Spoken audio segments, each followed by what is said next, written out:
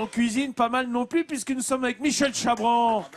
Michel, je te fais un bisou. Ouais. Plaisir de te voir. Ah bah non, très bien. Ah là là là là.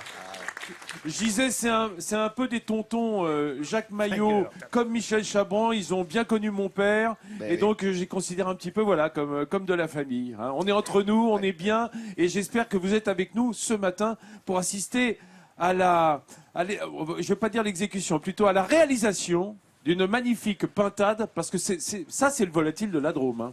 Non, ça c'est vrai que c'est un produit très très drômois. Ah, il a commencé, hein, voilà, elle n'est pas crue là. Très hein. drômois. Non, on a commencé à la préparer, à la faire rôtir, parce que c'est quand même des petites bêtes qui font 2 kilos. Donc c'est pas des trucs qui sont élevés n'importe comment. Elles ont couru depuis fin juin, début juillet. Et vous voyez l'époque où on est, là elles ont bien réussi, elles sont très charnues, elles sont très belles.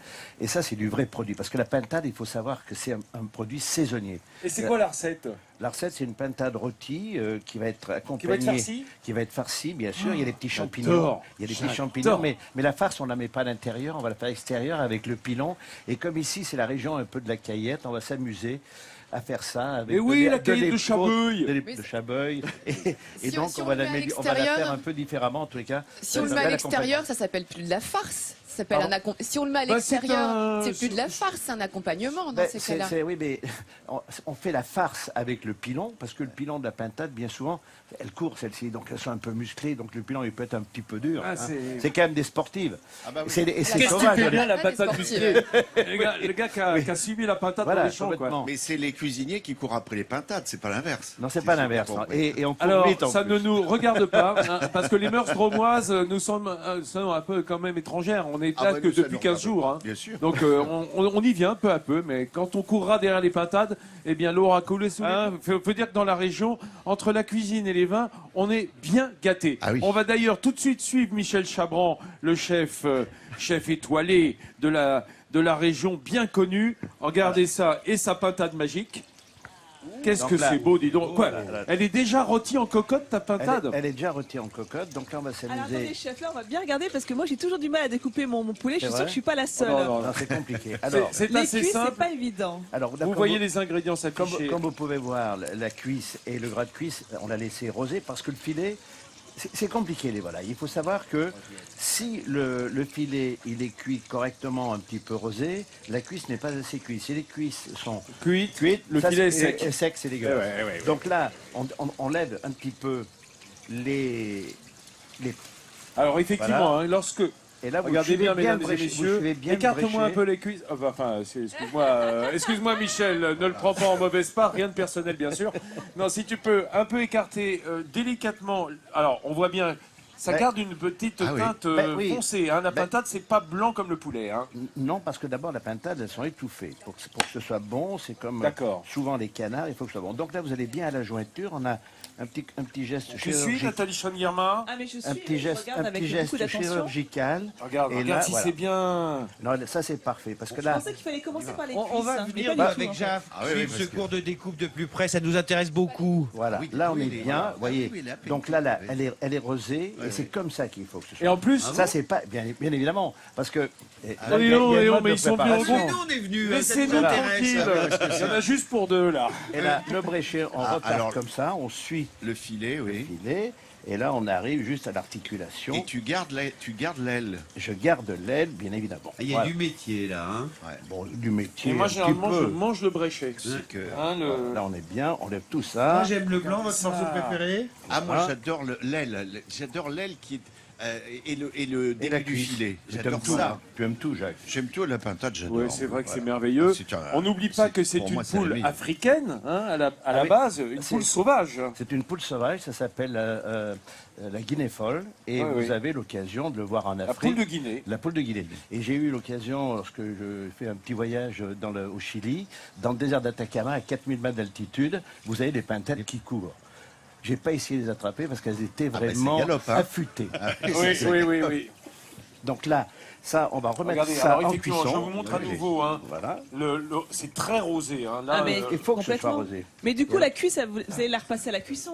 Ah oui, bien sûr. Voilà. Donc ça c'est le solilès. Regardez comment il a déjointé. Hein. Ça, c'est intéressant comme geste. C'est-à-dire que tu l'as, une fois que tu as incisé le long de la carcasse, montre-moi à nouveau sur l'autre, une fois que tu as incisé, tu écartes bien, tu tires dessus pour déjointer l'os. Voilà, là, on a L'os le de la petit cuisse, geste voilà. comme ça. Hop, voilà. Voilà. Et c'est quand c'est retourné qu'on voit cette petite crosse, en fait, Voilà. ressortir, que là, on peut passer dessous le couteau, Alors, parce que- en tirant un petit peu dessus pour aller jusqu'au bout de la chair de Donc la voilà, patate. donc ça, on va remettre ça en cuisson. Et là, la On a pris des carcasse, notes. avec Je la vous cite- carcasse, ça mijote, ça sent, Ah oui, ça sent dis donc. bon, c'est formidable. Ça Je sent vous- très bon. Et le gras de cuisse, on va le réserver parce que ça, on peut le manger. Et le pilon, c'est là.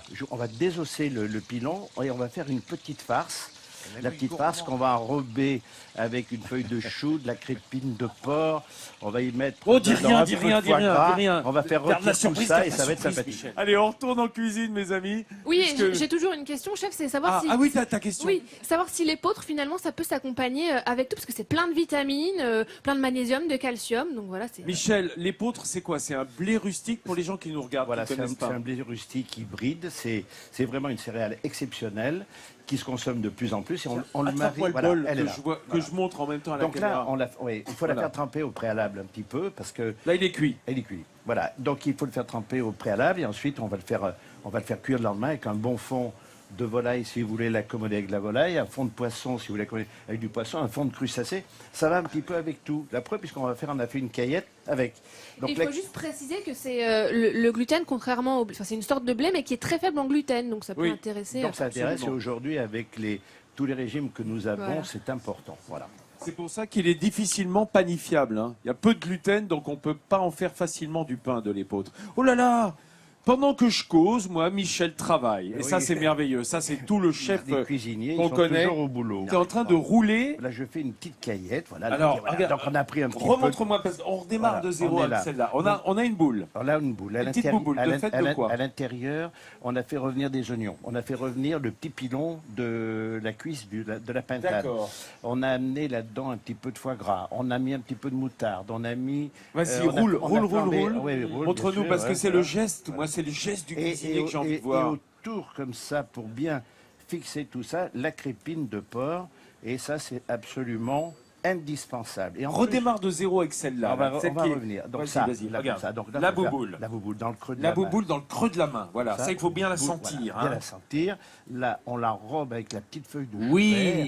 qu'on a blanchi, Qu'on a c'est-à-dire passer à l'eau juste- bouillante salée. Juste blanchi. Juste pour la ramollir, On en quelque sorte. Complètement. Et là, après... Là aussi, la bouboule, avec les doigts. Avec les doigts. Ben voilà, avec les D'accord. doigts, on y va. Et la crépine de porc. Et là, hop, la cerise sur le gâteau, le tour est joué.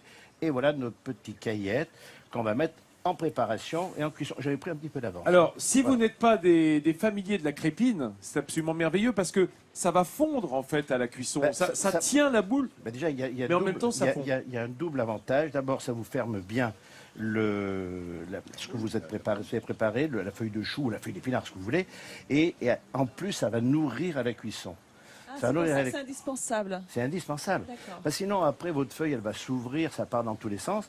Là, vous cernez le problème Et c'est le- vous avez quelque chose de bon. Et en plus, ça sera nourri à la cuisson. Et on met Voilà. des choses au four, chef, Et alors ça, on met ça au four et vous allez Combien de goûter temps tout à l'heure. Ça, il faut un quart d'heure, 20 minutes. Parce que D'accord. déjà, on a fait cuire. La farce intérieure, elle est cuite.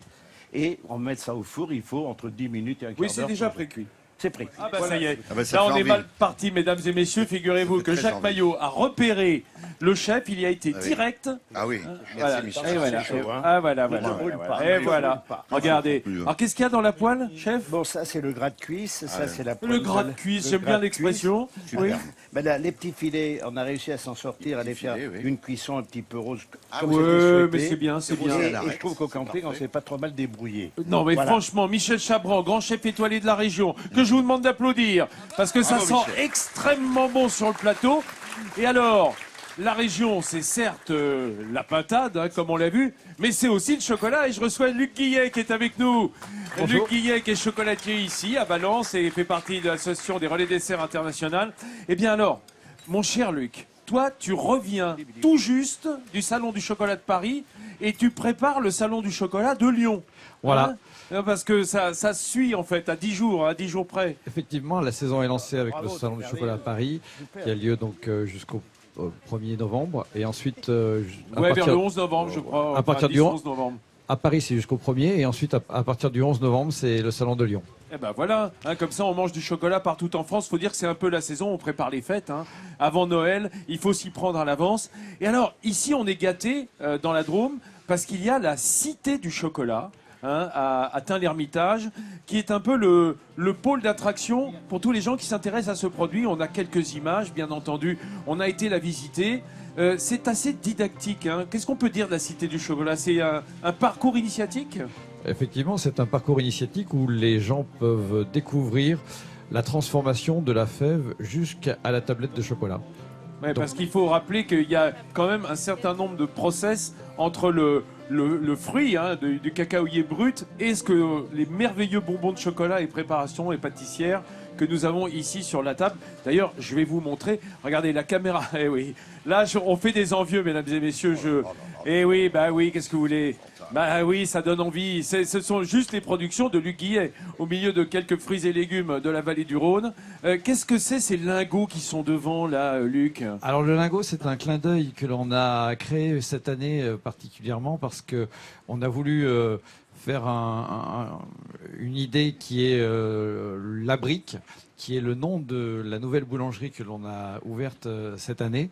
Et donc, voilà. une déclinaison chocolatée du lieu. On dirait aussi un peu des ravioles. Ah bah oui, c'est ce que j'allais dire, c'est très drôle moi ça, on a des ravioles en chocolat. Effectivement, c'est un petit clin d'œil de la région où on a une déclinaison de la raviole salée avec une raviole sucrée, donc qui est sur une base de chocolat C'est blanc. une sorte de tablette, mais au lieu d'avoir des carrés, on a des ravioles. On a des ravioles et à l'intérieur, c'est fourré à quoi on a une ganache, donc un chocolat à la pistache qui rappelle la couleur du persil oui, tu as initialement raison. des ravioles. Tu as raison. Je confirme. Hein. J'ai goûté, je confirme. C'est de la Ah oui, toi, pistache. ça y est, t'as déjà tapé Regarde, dans le chocolat avec Pierre. il en manque un, c'est le blanc justement. Ah bah d'accord, voilà, il en manque un, mais c'est pas grave, il en manquera plus d'un quand on aura terminé l'émission. Chef qui est avec France, mon assistante fidèle. Viens là, viens ici, viens te montrer. Qu'est-ce que tu as? Tu as embarqué une assiette? Mine de rien. Tiens. Évidemment.